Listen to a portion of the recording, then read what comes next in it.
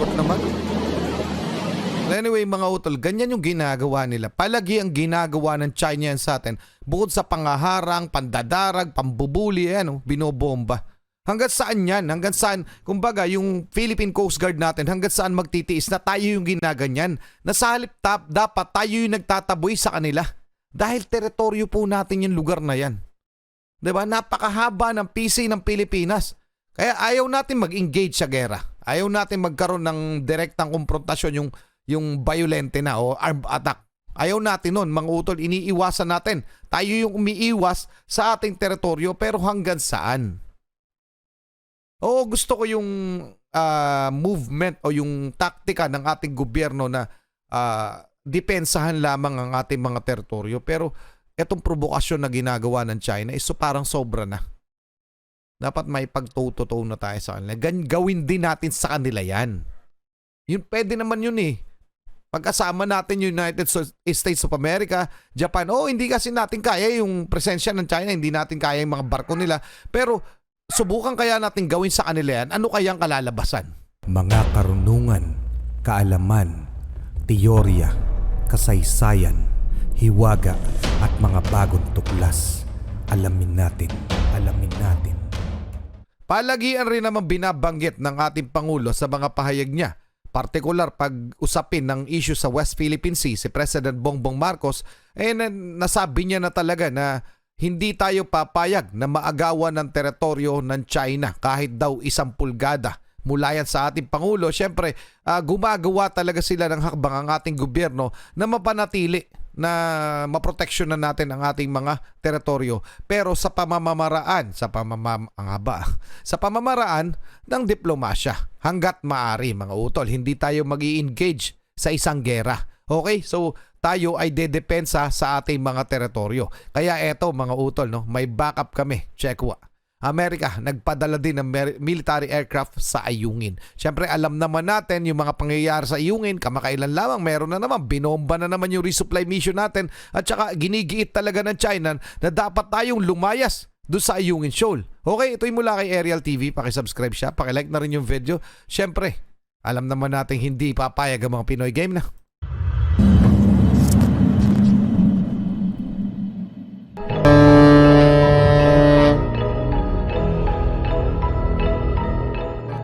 Magandang araw mga ka-Aerial Defense, may ibabahagi na naman ako sa inyo dahil ngayong araw na ito ay may bagay tayong pag-uusapan.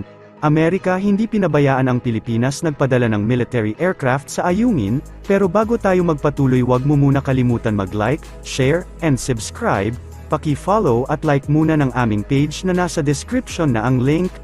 Pakisubscribe mga Matapos masaksihan natin ang maiinit na habulan ng Chinese Coast Guard at resupply boat ng Pilipinas sa Ayungin Shoal, ay tila hindi alam ng iba na nagpadala din pala ng eroplano ang Estados Unidos sa West Philippine Sea.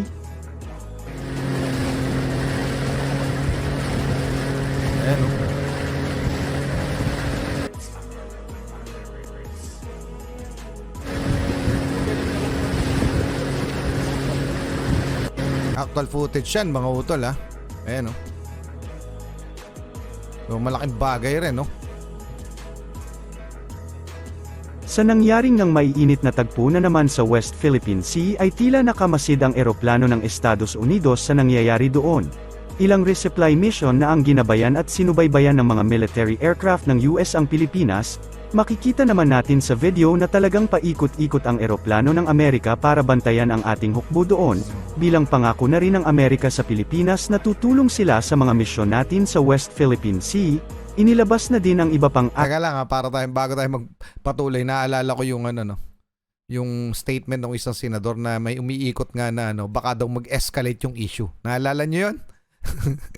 So hindi daw natin, bakit may Amerikano dyan binigit niyang gano'n, kailangan natin sila ha, yun lamang yun mga utol, hindi po natin kaya mag-isa ang China, so kailangan po natin ng ating mga kaalyado. Okay, malaking bagay na nandyan ang US forces para tayo'y gabayan o tayo tulungan sandali man na magkaroon ng, alam nyo na, nung mas mainit na konfrontasyon. Okay, tuloy na muna natin. Tutulong sila sa mga misyon natin sa West Philippine Sea. Inilabas na din ang iba pang actual video footage ng mga nangyari sa West Philippine Sea, kung saan actual na masasaksihan natin ang pangbobomba ng tubig ng China sa resupply boat ng Pilipinas. Ayan na, mga utol. No? Ayun, no? Paano nila itatanggihan, no? Loko talaga, eh, no? Grabe, oh.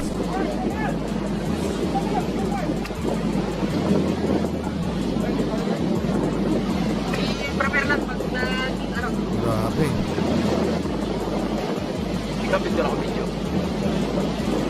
Likot naman. Anyway, mga utol, ganyan yung ginagawa nila. Palagi ang ginagawa ng China yan sa atin. Bukod sa pangaharang, pandadarag, pambubuli, binobomba. Hanggang saan yan? Hanggang saan, kumbaga, yung Philippine Coast Guard natin, hanggang saan magtitiis na tayo yung ginaganyan? Na sa halip dapat tayo yung nagtataboy sa kanila. Dahil teritoryo po natin yung lugar na yan. 'Di ba? Napakahaba ng PC ng Pilipinas. Kaya ayaw natin mag-engage sa gera. Ayaw natin magkaroon ng direktang konfrontasyon yung violente na o armed attack. Ayaw natin nun, mga utol, iniiwasan natin. Tayo yung umiiwas sa ating teritoryo, pero hanggang saan? Oo, gusto ko yung movement o yung taktika ng ating gobyerno na depensahan lamang ang ating mga teritoryo. Pero itong provokasyon na ginagawa ng China is parang sobra na. Dapat may pagtututo na tayo sa kanila. Gawin din natin sa kanila yan. Yun, pwede naman yun eh. Pagkasama natin yung United States of America, Japan, hindi kasi natin kaya yung presensya ng China, hindi natin kaya yung mga barko nila. Pero subukan kaya natin gawin sa kanila yan, ano kayang kalalabasan? Ano sa palagay nyo, mga utol? O masyado na akong nadadala ng aking emosyon o magiging mali tayo? Palagay ko hindi, mga utol, kasi ginagawa nila sa atin eh. Subukan lang natin ipakain sa kanila yung sarili nilang ginagawa. At saka, in the first place, teritoryo natin yung inaagaw nila. Hindi naman tayo yung nangaagaw ng teritoryo. So, mas may karapatan tayong gumawa ng mga ganyang aksyon. Kagaya ng ginagawa ng Japan pag pumapasok yung mga Chinese militia o mga Chinese vessels sa kanilang mga katubigan. 'Di ba, iniipit nila, binobomba rin nila. Ginagawa rin ng South Korea yan. Ginagawa rin ng ibang bansa yan. Bakit hindi natin gawin? 'Di ba? So ano sa palagay nyo? Paki-comment na lang ang inyong opinion. Tuloy na natin. Mamaya, papakinggan natin yung report, yung mismong pahayag ni PCG spokesperson Jay Tariela tungkol doon sa swarming. Kasi nagpadala na naman na napakaraming barko ang China dyan sa ating mga teritoryo dyan sa West Philippine Sea. Okay? Tuloy na muna natin to. Mamaya titingnan natin yun. Grabe yun. Ano? Eto na naman yung 5203 yata. Tama, 5203 na naman. Yun yata yung bumangga sa atin din. Yan din. Yun din yun, mga utol. Grabe, no? Sobra na no? Winawalang iya tayo sa ating teritoryo mismo.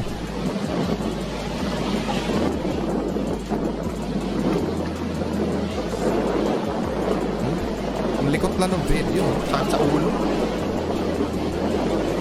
Hindi steady pulso. Naka zoom. Ang hirap kasi mag-shoot na naka-zoom eh. Grabe lang. Ayan, ayan yung aerial view.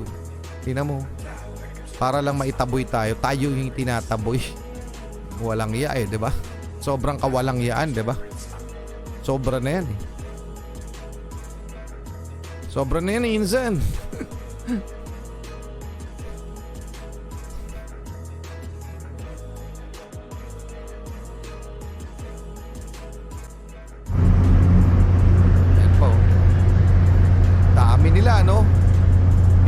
Pinalubutan daw tayo eh. 11 daw yung pumalibot sa atin. Di umano mula kay PCG spokesperson Jay Tariela. 11. Kaya pati Chinese Maritime Militia. Mga yan.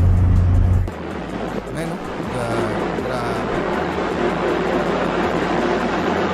Sabi ng lintik na milisya na to eh. Tama, lintik na milisya. Huwag mong masyadong lapit doon. Dito lang. Dapat talaga nagbi-videohan eh. Kailangan natin yan, mga utol. Yung mga video na yan.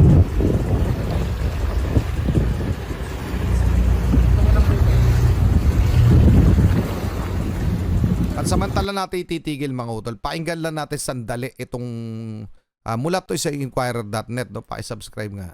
Paki-like na rin yung video. Pakinggan lang natin sandali. Saglit There lang. were only 6 Chinese maritime militia vessels who actively participated in the blocking operation. And then there were 5 China Coast Guard vessels. So all in all, there were 11 who actively participated in carrying out dangerous maneuver to the Philippine Coast Guard vessels. Ayan mga utol, 11 nga. Tama di ba? 11 yung humarang at nabomba. Okay? So pinagtutulungan talaga tayo kasi nga mas marami sila. Mas malakas ang puwersa nila. Pero paano kapag even na? Kaya pa kaya nilang gawin yan? At kapag ginagawa natin sa kanila yan? And also to the supply boats. But if you're asking as to the number of these Chinese vessels who are present within the vicinity of Ayungin Shoal, I think it's fair to say that this is the highest number because there are 38, as I said, that we have documented. Ayan mga utol nagpadala na naman sila ng maraming barko na nakakalat doon sa malapit sa Ayungin Shoal. 38 nga. According yan mismo kay spokesperson Jay Tariela. So anong masasabi nyo dyan, di ba? Grabe, kahit sa report, PCG reports biggest swarm of Chinese vessel near Ayungin Shoal. So yun rin mismo yung nakalagay, mga utol, no? The Philippine Coast Guard on Saturday said it detected the largest number of Chinese ships to swarm the vicinity of Ayungin Shoal, 38 in total, during its latest resupply mission to the BRP Sierra Madre. Okay? So nung November 11 or 12 lang ito nangyari. O ano masasabi nyo? Pa-comment talagang hindi sila titigil. Kailangan na nating humakbang naman ang iba. Hindi yung tayo yung tatakbo palagi. Kapag naaprubahan siguro yung joint patrol natin with the US, mangyayari pa kaya yan? Sana tayo naman yung gumanyan sa kanila, no? Sana, pangarap ko lang na mapanood sa video na tayo naman yung bumobomba ng tubig just sa mga lintik na China Coast Guard na yan, di ba? Para mas masarap sa pakiramdam yun. Anong masasabi nyo? Tuloy na natin. Wait, for info, nandito na kami sa Starbucks. Standby sir, hindi nyo natin pagpuro na sir. 44 na sir.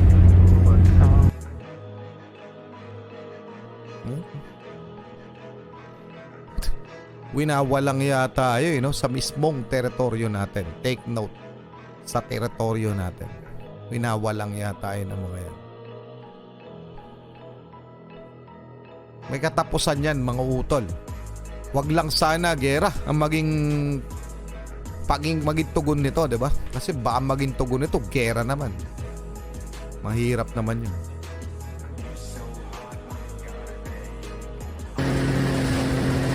Ano yung no?